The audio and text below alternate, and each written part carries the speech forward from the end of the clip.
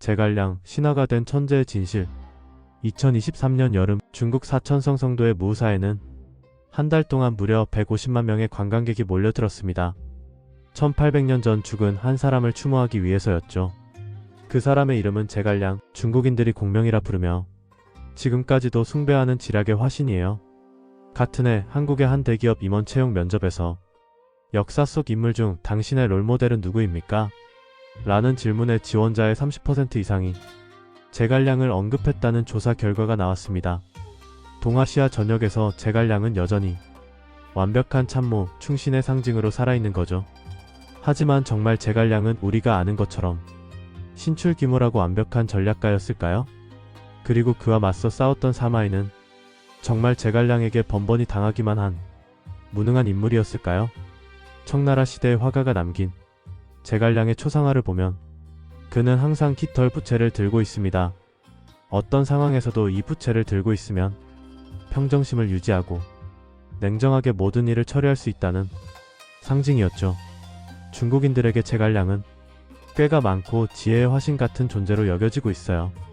삼국지 연의에서 다른 인물들은 다 약점이 있는데 제갈량만큼은 약점이 하나도 없는 신 같은 존재로 그려지거든요. 하지만 실제로는 어땠을까요?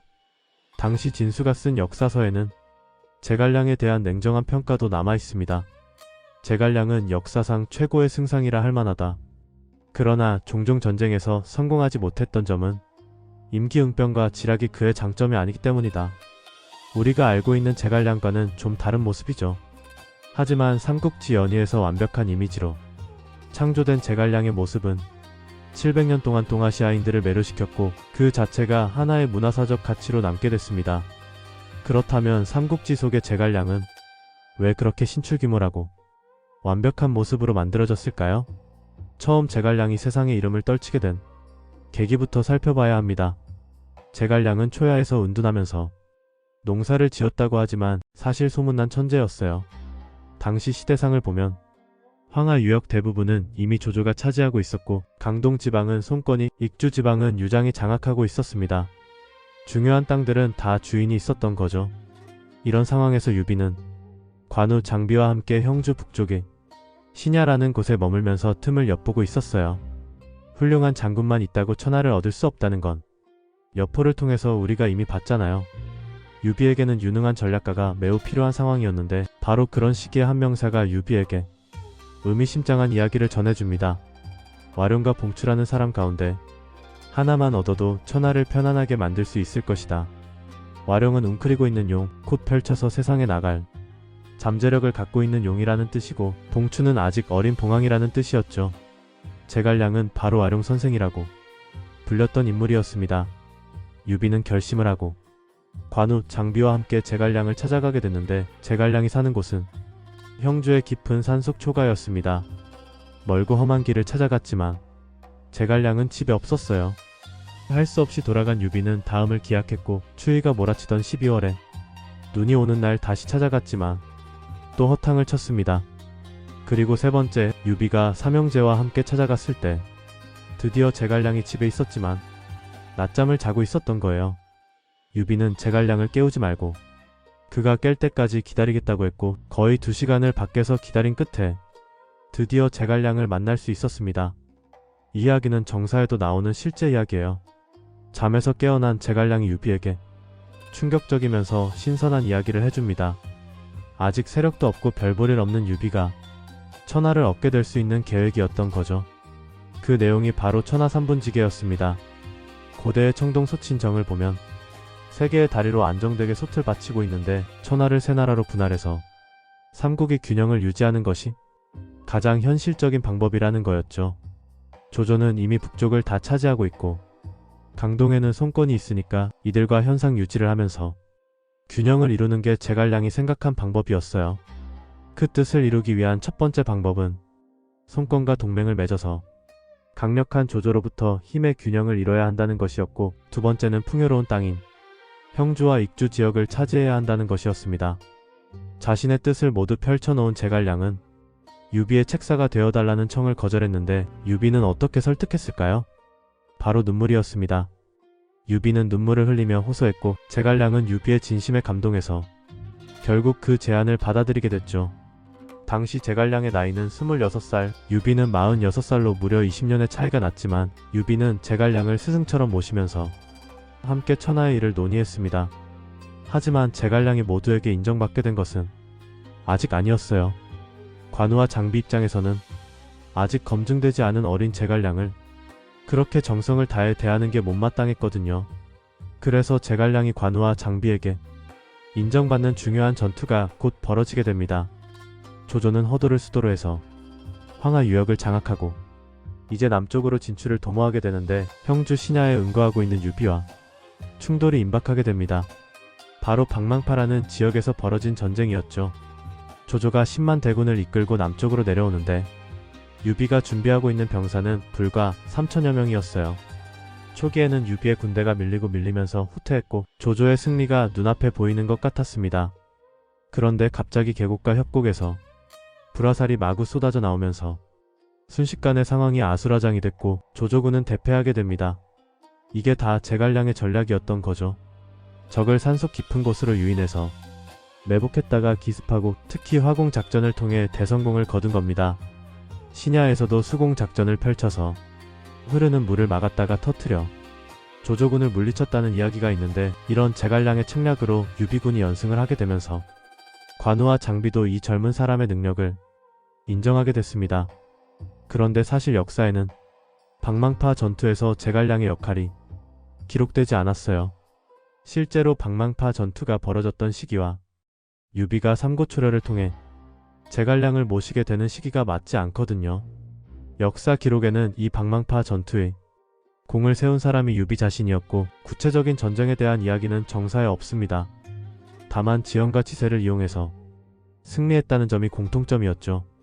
소설에서는 아마도 제갈량을 병법에 통달한 인물로 그리기 위해 이 전투 장면을 활용한 것 같아요. 제갈량의 지략으로 유비군에게 밀린 조조는 단단히 준비를 하고 완전히 형주와 강동 지방을 정복하겠다는 꿈을 안고 대규모 군대를 움직이기 시작했습니다. 서기 208년 봄 남쪽의 강동을 집어삼키기 위해 조조가 100만 대군을 이끌고 드디어 출정을 하게 된 거예요. 형주는 지리적 요충지이기도 하고 천하 통일을 위해서는 반드시 조조가 차지해야 되는 전략적인 땅이었는데 당시 이곳을 다스리던 유표가 세상을 떠나고 그의 아들이 권력을 이어받게 됐습니다. 그런데 너무 허무하게도 조조의 대군이 남하한다는 소식을 듣자 유표의 아들이 싸우지도 않고 조조에게 항복하고 형주를 그대로 바치게 되는 거예요.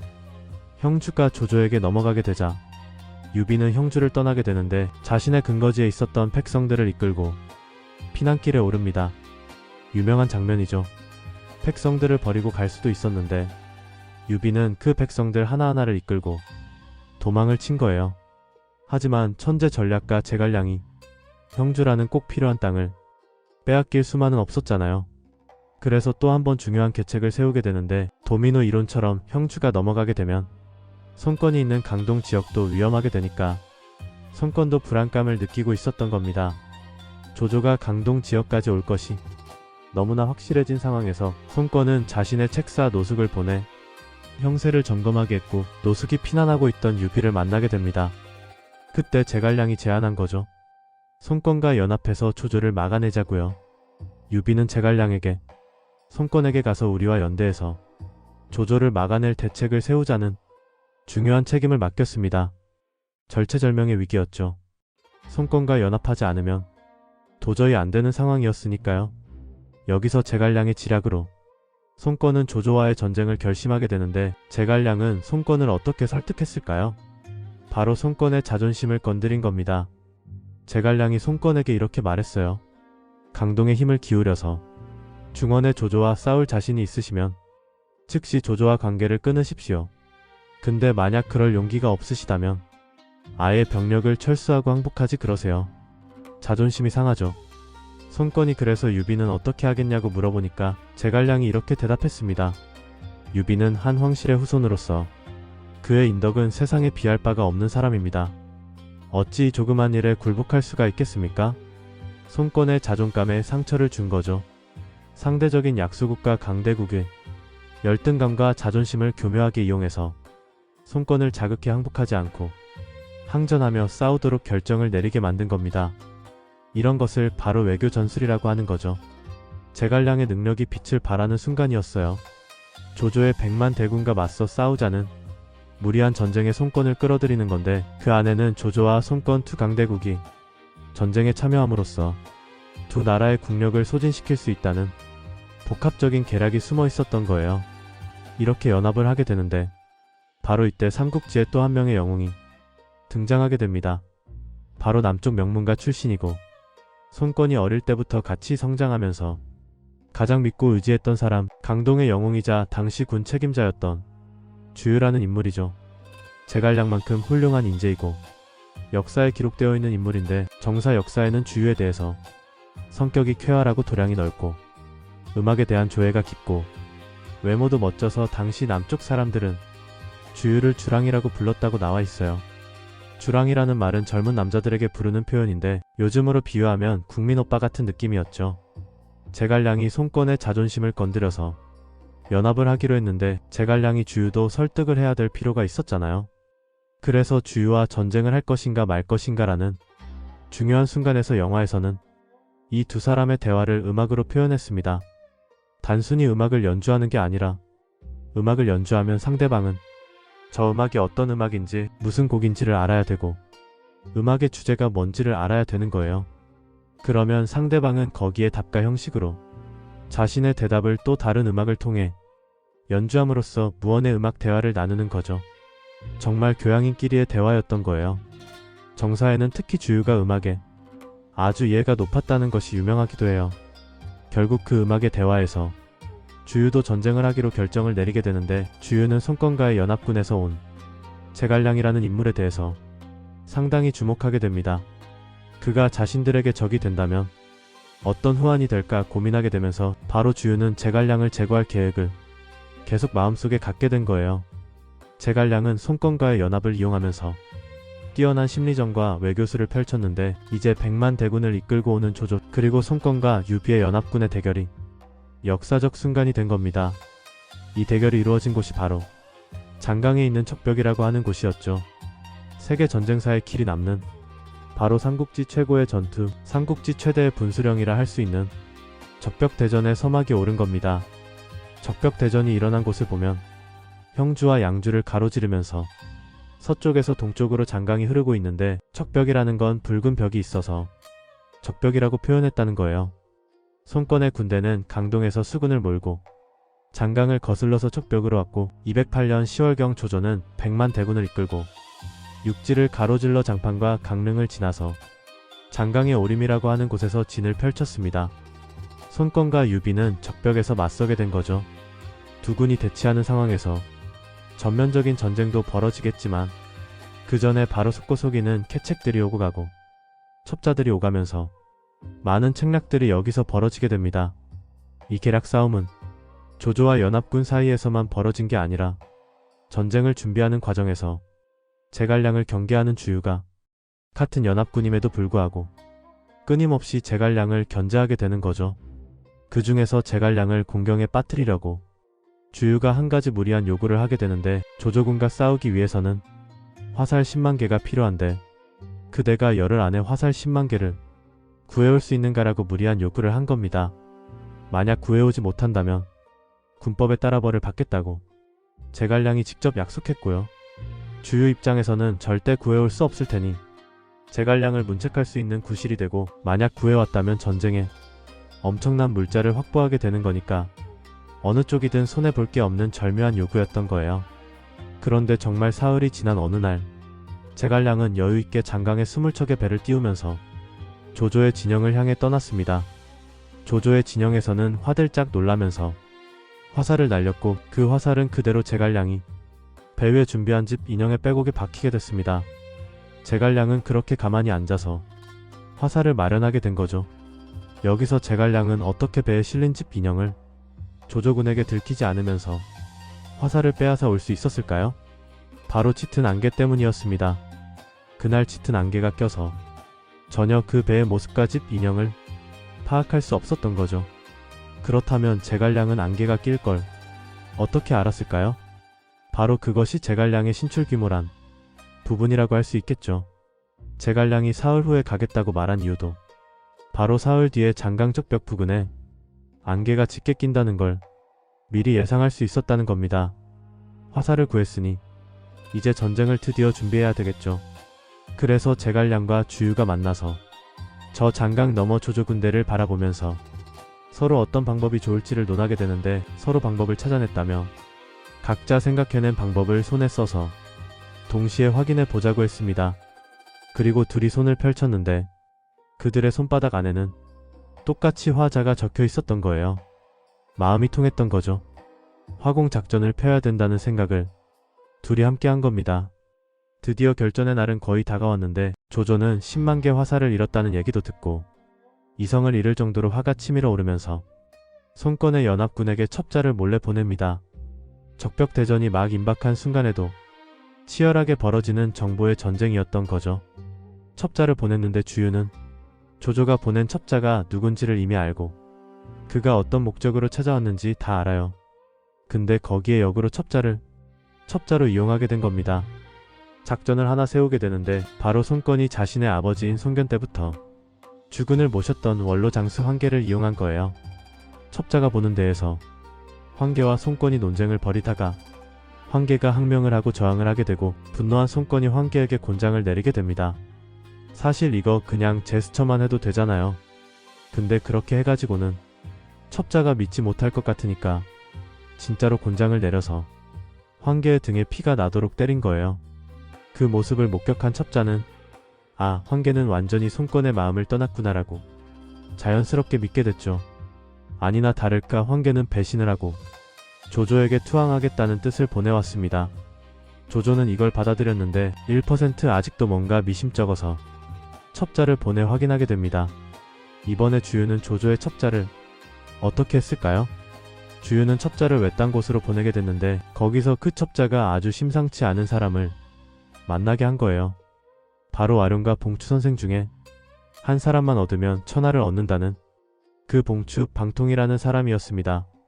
그 사람이 손권에게 등용되지 않고 내쳐져서 다른 곳에 있는 걸 확인한 첩자는 이 사람을 조조에게 데려간다면 조조가 굉장히 유리할 수 있겠다는 판단을 하면서 방통을 조조에게 데리고 간 거예요.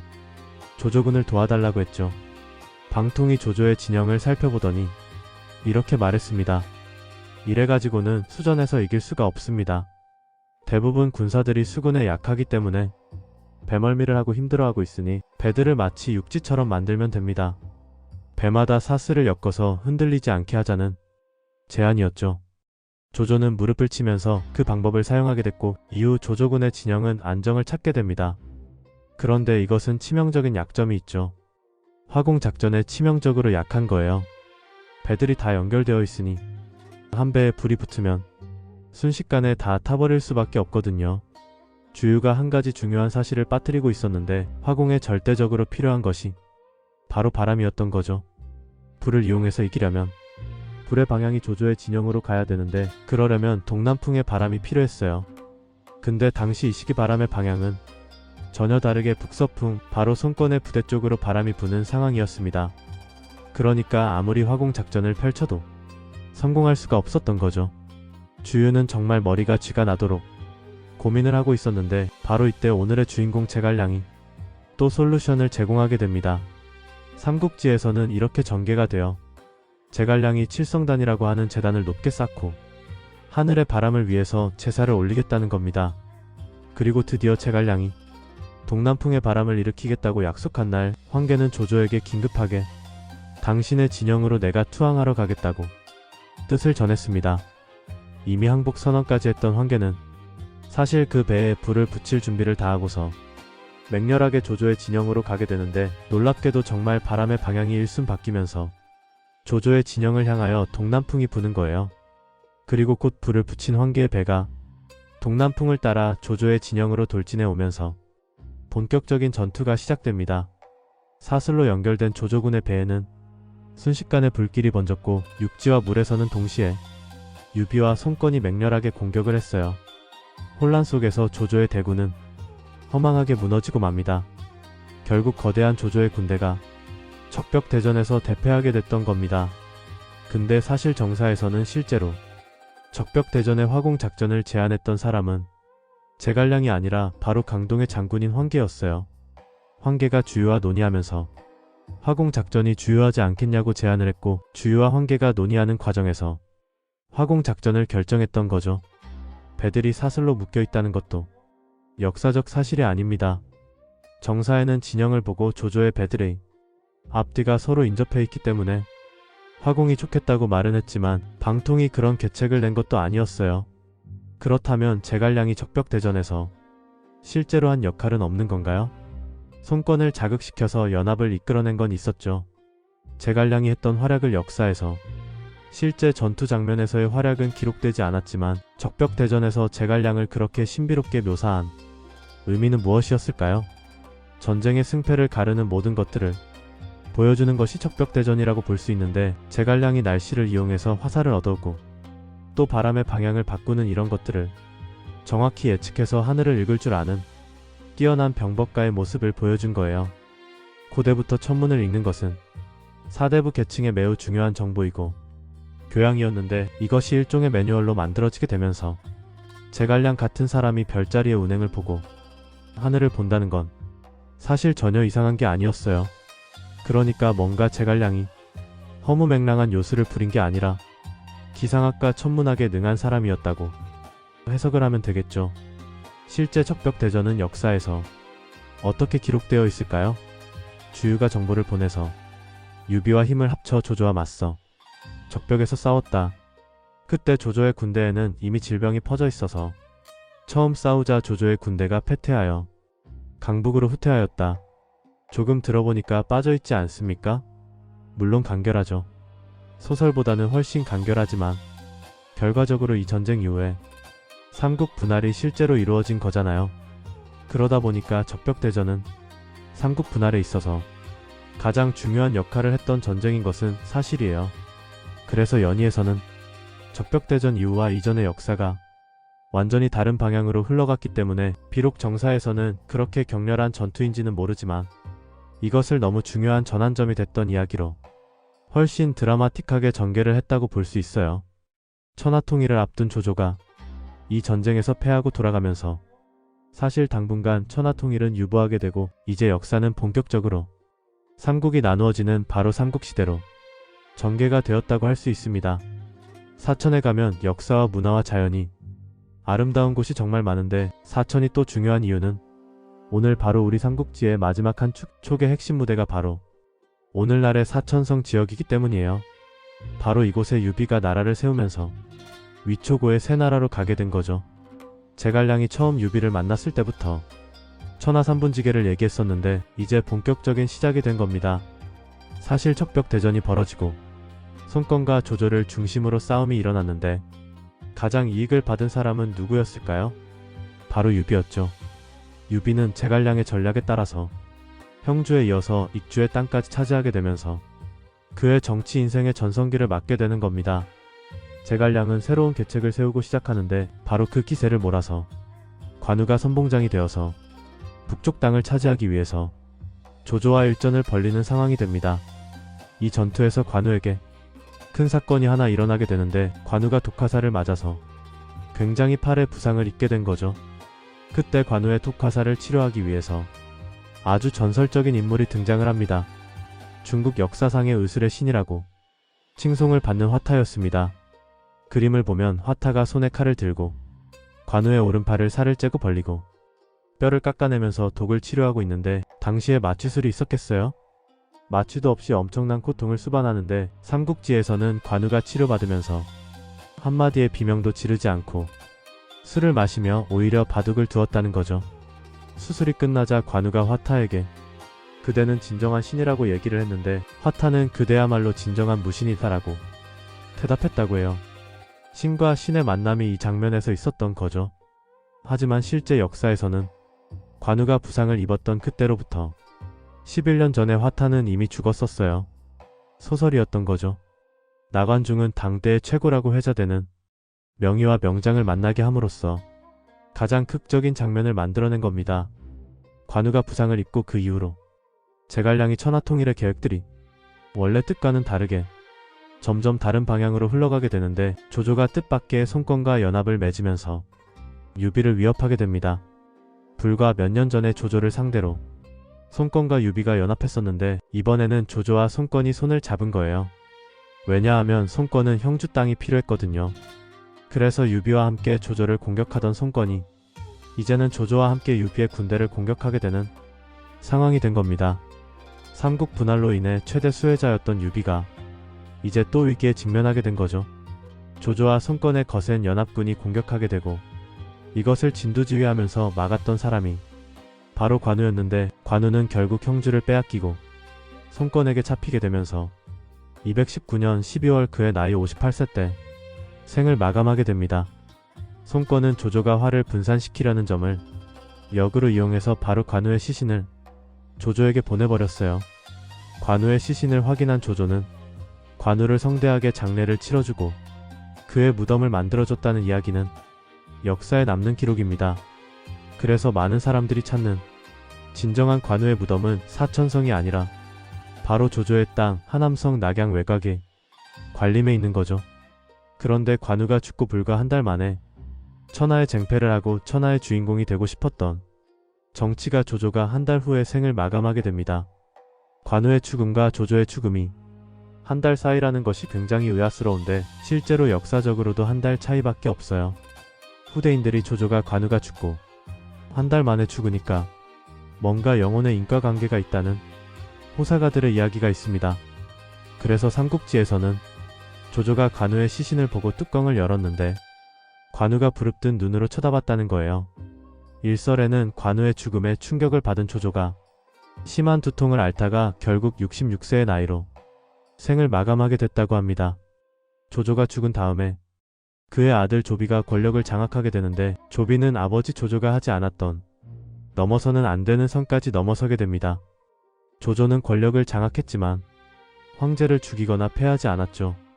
그런데 그 아들 조비는 황제의 자리를 빼앗고 스스로 새로운 국가의 황제를 자처하게 되면서 그렇게 세운 나라가 위나라가 되는 거죠.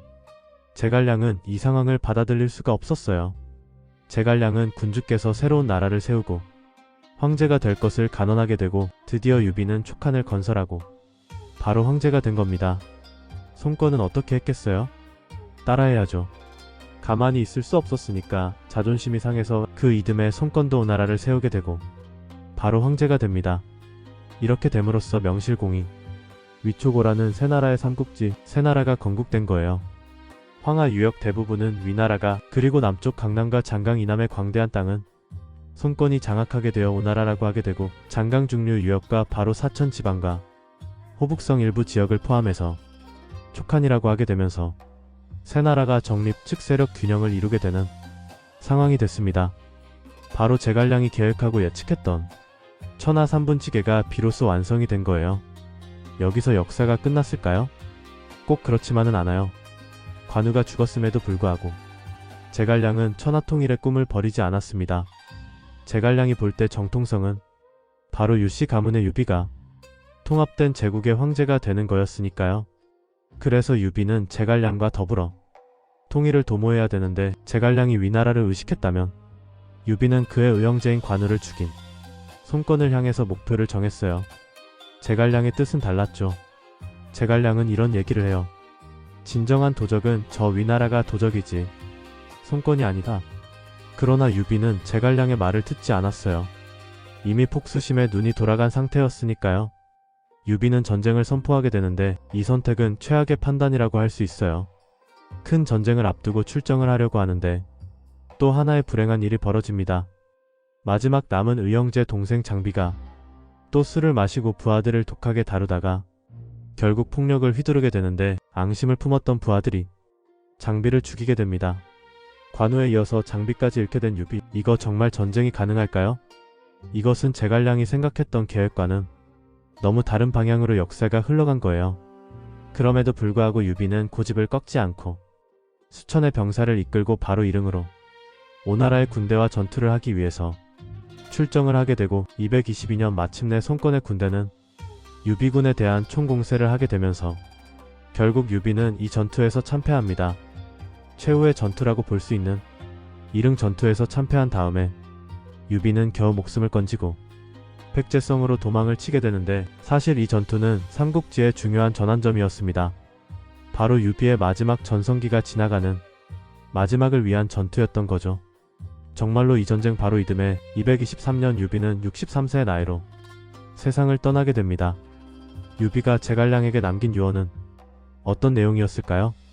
유비가 남긴 유언에서 아들에게는 너는 제갈량을 친아버지라 생각하고 그의 말을 경청하고 따르라고 했고, 제갈량에게 남긴 이야기는 그가 보기에 부족하다면 그대가 이 촉한을 취하라는 부탁까지 남기게 됐습니다. 제갈량은 이 어리고 유약했던 유비의 아들 유선을 대신해서 나라를 진두지휘하면서 나라의 발전을 도모하게 됩니다. 특히 제갈량이 어린 황제에게 직접 군대를 이끌고 떠나면서 자신의 생각과 포부를 담은 그 유명한 천하의 명문을 써서 올리게 되는데, 바로 출사표였습니다. 늙고 병든 몸이나 있는 힘을 다해 한나라를 다시 일으켜 옛 영토를 회복하는 것만이 선제께 보답하는 길이기에 정벌하기 위해 멀리 떠나며 이렇게 글을 올리니 눈물이 흘러 어찌할 바를 모르겠나이다. 그래서 약 2000여 년 동안 중국은 물론이고 동아시아의 지식인들은 제갈량을 그 충신의 대표적인 인물로 여기게 되는 것은 바로 이 출사표였고, 그래서 이 출사표를 항상 많이 인용하게 됐던 거죠. 제갈량은 한나라를 다시 일으키기 위해서 위나라를 공격하게 됐는데, 그런데 이때 제갈량 인생에 최대 적수가 등장하게 됩니다. 남다른 전략과 묘안을 세우는 위나라의 으뜸가는 전략가, 바로 사마이였죠. 사마이는 처음 조조가 등용했던 사람이고, 조조의 아들 조비를 어릴 때부터 보좌하고 가르치면서 도와줬던 사람이었어요. 중국에서는 제갈량과 대치할 수 있을 만큼 되게 똑똑한 사람이지만 중국 사람들이 사마이를 별로 좋아하지 않아요. 왜냐하면 이 사람이 너무 정치적이고 사람을 잘 속이거든요. 그래서 지금도 직장에서 사마이 같은 동료가 있으면 멀리해야 한다는 말이 있을 정도예요. 북벌을 정하려는 제갈량을, 위나라를 지키려고 하는 사마이, 이 두 지략가가 맞서게 되는 것이 바로 삼국지의 거의 마지막 이야기라고 볼 수 있습니다. 제갈량이 무서운 기세로 위나라를 공격해 오니까 위나라 장군들이 항복을 하게 되고, 이런 상황까지 오게 됐는데 사마이가 대군을 이끌고 오게 됩니다. 근데 제갈량은 그 대군과 사실 싸울 의도가 없었어요. 너무 대군이었으니까요. 이렇게 해서 제갈량과 사마이의 대결이 시작되는데, 과연 이 대결의 승자는 누구였을까요? 그리고 삼국시대를 최종적으로 통일한 사람은 과연 누구였을까요? 이 질문들의 답이 바로 삼국지라는 거대한 역사 드라마의 진짜 결말을 보여줍니다. 다음 이야기에서 우리는 1000년 동안 왜곡된 역사의 진실, 그리고 소설이 만들어낸 최대 수혜자와 최대 피해자의 이야기를 마침내 만나게 될 겁니다.